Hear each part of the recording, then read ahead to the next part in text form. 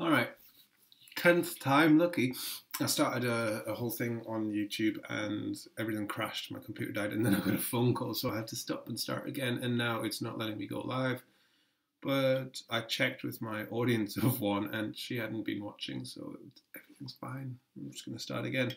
So, this is about a double proposal. The last video I made, I said I was in the beginnings of a proposal for a grant I'd come across.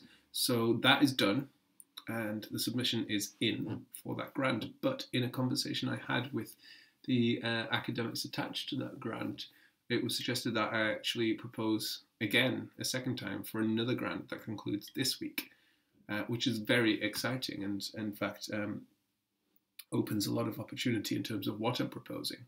So this video is a space where I'm just going to thrash out the ideas in my mind of how I take the things I discussed in the first proposal and either use or repurpose those things for the second proposal.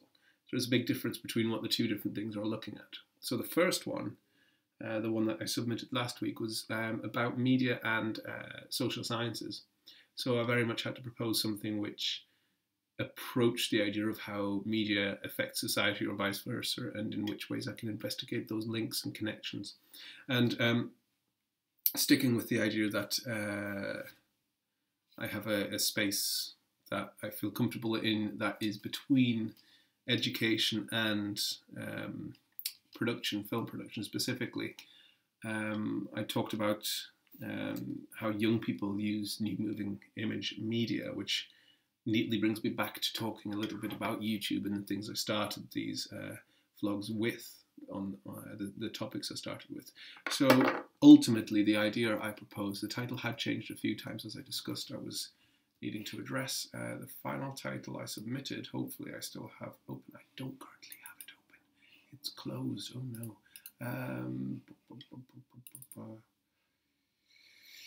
Here we are. Investigating young people's employment of contemporary moving image technologies.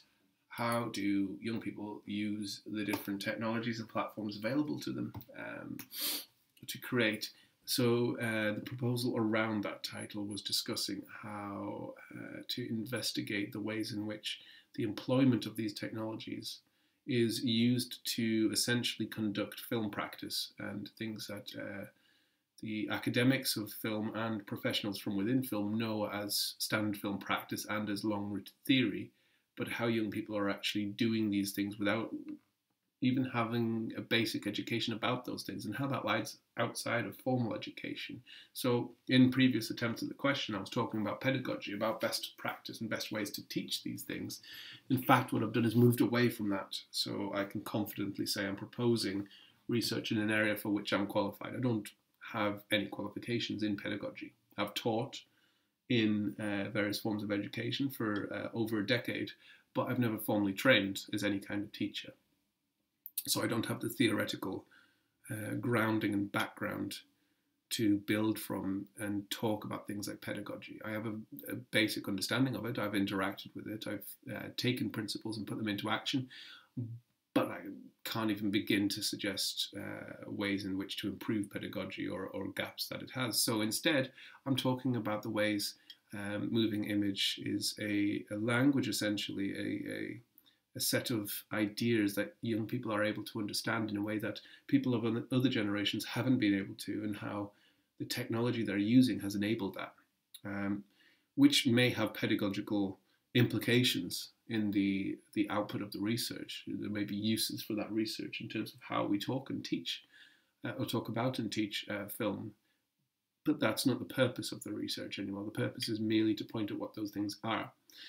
So this second proposal now is less social science based and much more about the discipline that I'm within, that being media, film, and attached to art in this case as well.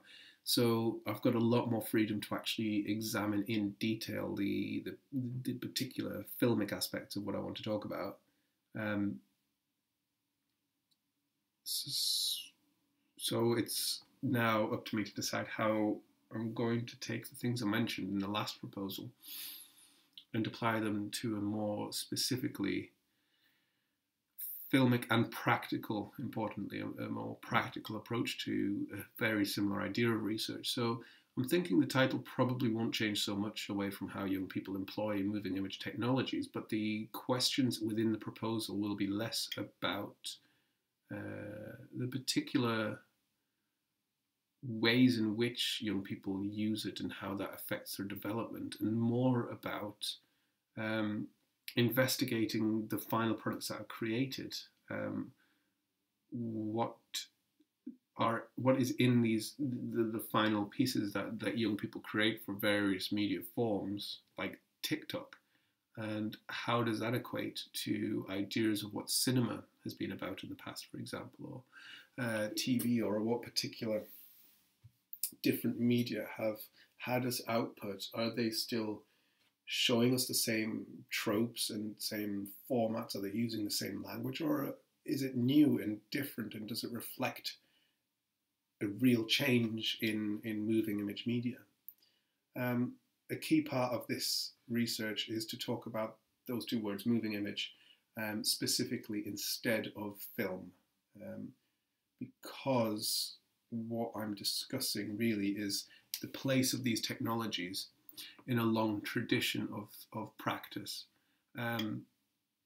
Moving image from the days of cinema, from its birth after photography in the 1800s, started in cinemas and inhabited this space for a few decades, where it was only projected and displayed in these very specific public places. There were weird instances of little projection boxes. There was a little, what were they called? The music video jukeboxes. I can't remember what they're called. But there were these weird little standing machines where you could watch something for an inserted coin of some American value. A nickel, let's call it a nickel. Put it in and you can watch a little film.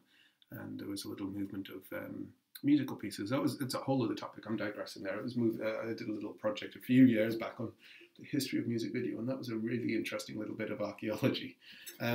Anyway, so moving image started in our public consciousness in the cinema, and we had to interpret these images that are moving as not reality, but as representative of reality. And there's all these messages and ideas and theories behind it, and we start hearing about montage and semiotics and image construction. We have to think about the actors within the frame. We have to think about the frame itself. We have to think about the lighting, the camera movement. There's all sorts to consider when we're looking at a moving image critically. We moved on from cinema to TV, and it's removed from this location that we go to witness it into our homes on these smaller screens. Language change? Probably not much. There is plenty of reading to do in that area. Ultimately, though, moving image is moving image. We come forward in time and we start seeing video, especially around the 80s and 90s, and technology shifts. Consumer access starts becoming much more available. We've had little bits of film access before. We've had the Super 8 already, but now we've got VHS and Betamax, and people are just easily able to afford getting these technologies in their hands and doing their own thing with them. And we had some massive booms in production terms. Again, the images are still following the basic rules of moving image, and we still read them in essentially the same way. Once again, though, they're on different screens in different places now, and instant playback is now available to us. We record the thing, we watch the thing on the thing we recorded it on, and we can manipulate the time in the image. We can play it backwards and forwards with ease now. We can chop and edit, and we're still editing linearly for the most part. But then a great discussion I had this morning with an academic was about the point in which they entered film and the point in which editing was shifting from a linear editing system to non-linear. To you could, instead of having a thing, you chop and you add the next bit, and then you chop and you add the next bit, and you move forward all the time. We're editing non-linearly. We're editing digitally now, where we just have a timeline, and we have a whole range of things we filmed, and we just put them in the orders, and we can play about and move them and swap them and change the way they appear, and change the time in which they express, and manipulate them completely, add layers on top of the images, cut bits of the image out, all digitally and all non-permanently. And it just removes this sense of linear time from the way we perceive film. And that's quite an interesting area to talk about at length, I should think, about the perceptions of a filmmaker when time is no longer linear. And I really need to look into that area, because it's not something that I've read much about actually in the past, but it is a huge shift in filmmaking. From there, though, this conversation pointed at this academic's place in that particular moment of filmmaking history, and that was able to that helped me to realize my place in a shift. And my place in the shift was when I first started studying film. Maybe not that's not entirely fair, because it was a little bit before then. I was working on videotape, mini DV. For release on VHS, essentially. There was a couple of big screen exhibitions at like RTS awards and things, but essentially the final product is this videotape that I've only just got around to digitizing quite recently. But that's by the by. The interesting thing was that the bulk of my film education, and therefore then career, was based on this emergence of YouTube. Consumer video is how, or consumer video production is where I sort of entered and started thinking, okay, I can practice on the cheap here, and I did, and created a couple of really cheap things on VHS. But then YouTube launched in my first year at university, which just changed the whole landscape. No longer am I producing things just for myself on a tape that I will show a couple of friends. Now I'm producing things and I'm just sticking it on the internet and people can watch it. And I am in no way a pioneering type for the people that used YouTube. There are so many people that did so much work on YouTube in the early days. But what I did was really appreciate YouTube as a platform for my work later in life. So when it came to creating short films and longer form films, a few years later, it was obvious to me that they go on YouTube. It wasn't even a question. It wasn't like a process where I thought, how can I get people to watch this? No, I make it, I put it on YouTube, then I start worrying about getting other people to access it and to see it. I advertise my YouTube channel at them or something. So myself, I had a good moment of change in which I experienced film. And then young people today are in a similar position, because the majority of young people, and I have statistics backing this up now, the majority of young people have a smartphone, and smartphones have cameras and video capability. So moving image is fundamentally in their hands to start with. They are exposed to moving image there. They're not looking at a screen, a big screen or a little screen. They're not looking at a small camera with a video playback screen. And they're not even looking at a computer screen anymore. And computer screens still follow that model of everything else, where they've allowed us to repurpose where and how we watch moving image, but they haven't really changed what moving image does or is or how it's presented. The most fundamental thing I can think of saying, and this is a really important point I think that deserves elaboration on, is just the shape. We've been in a landscape format since the birth of cinema. There's been various versions of that. I mean, we had the square 4:3 in the Academy ratio back in the day, and we've become a culture that exists almost exclusively in 16:9 for our fixed media on fixed platforms and computers and laptops. Everything's landscape, ultimately, is what I'm saying. Moving image, for most of its history, has been landscape in one way or another. Despite the dimensions involved, it's been landscape.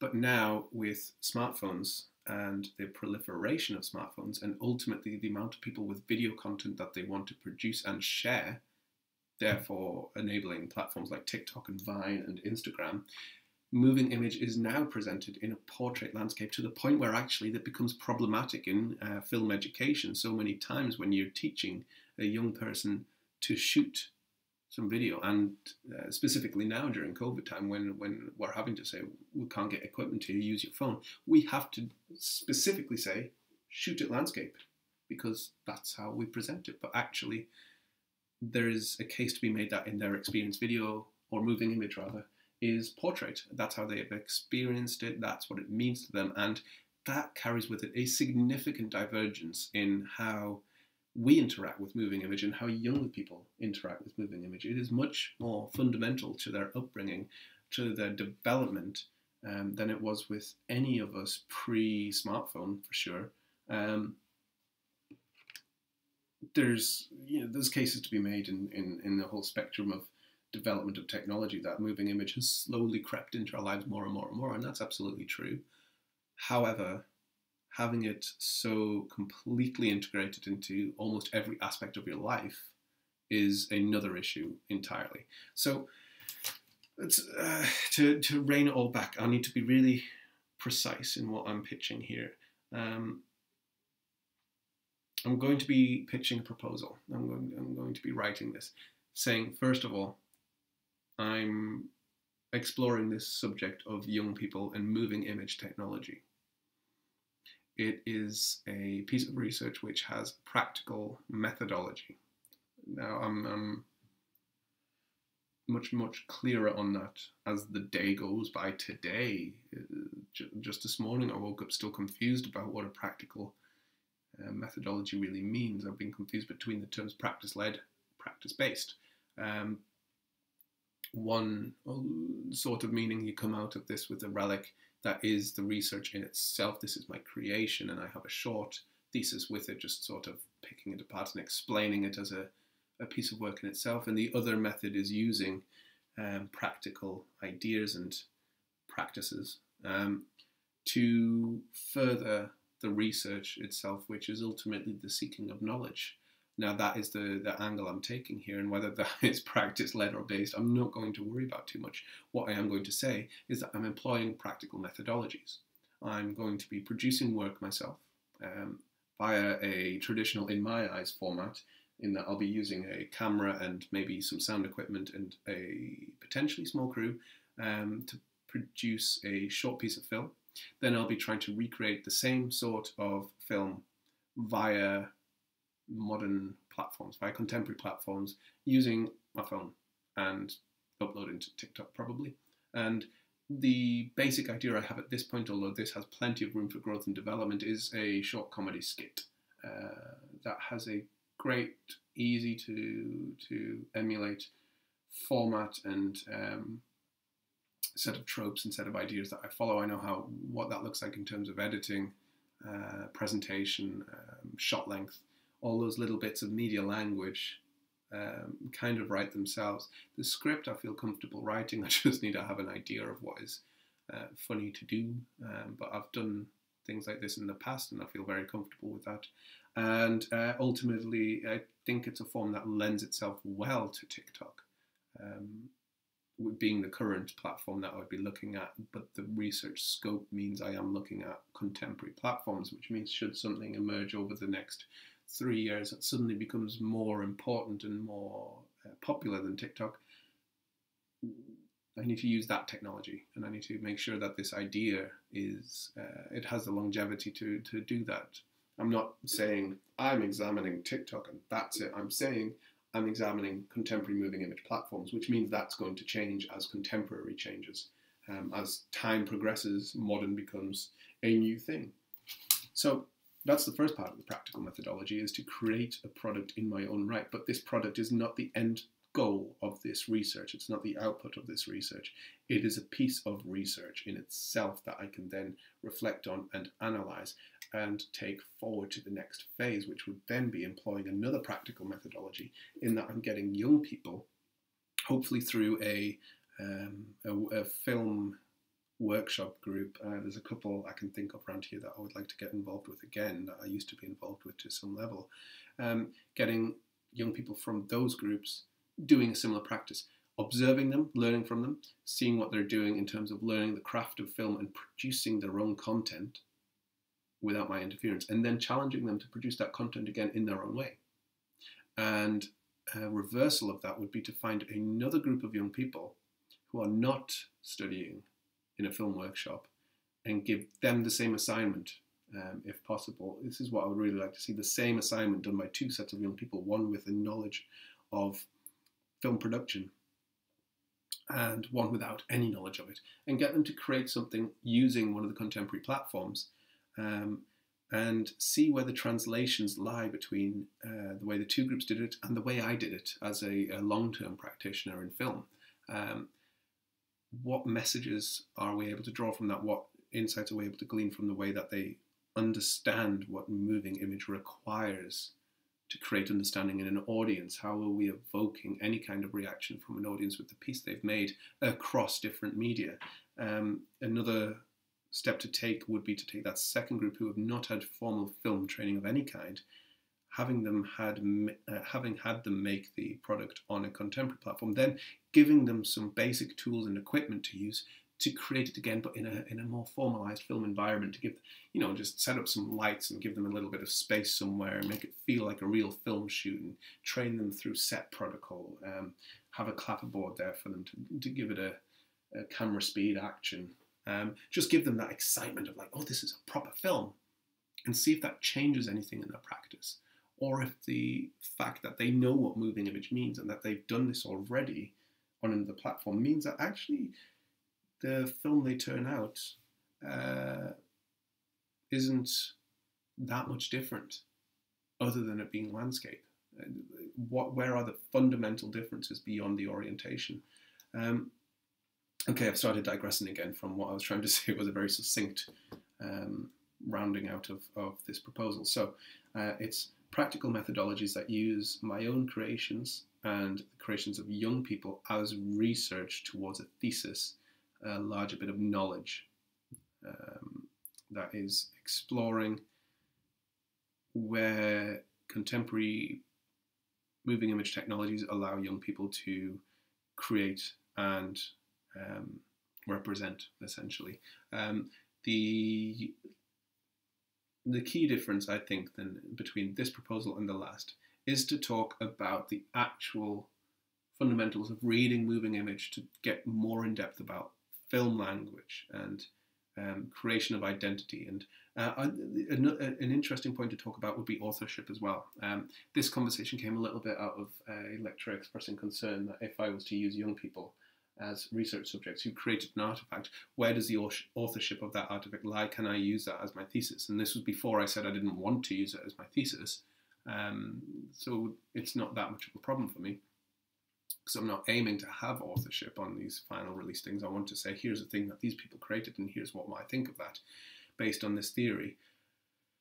Where I think authorship is interesting is in something like TikTok, where you're constantly reappropriating the sound from someone else's creation, and you're creating your own video content over the top of that sound. And that's not a new idea in itself, the idea of taking something someone else is creating and repurposing. But what is interesting is that they're gaining followers, and they're gaining subscriptions, and they're getting popularity based on the videos they're sharing. To some extent, they are an author. They're maybe a joint curator and author. They're showing a certain user base certain material that they've found and repurposed. So I think authorship should form part of this conversation. Okay. I've got some writing to do to set out a framework to actually write up this proposal, because I've only got 3 days and I've got a lot of work to do as well. But yeah, this has been helpful. Cheers.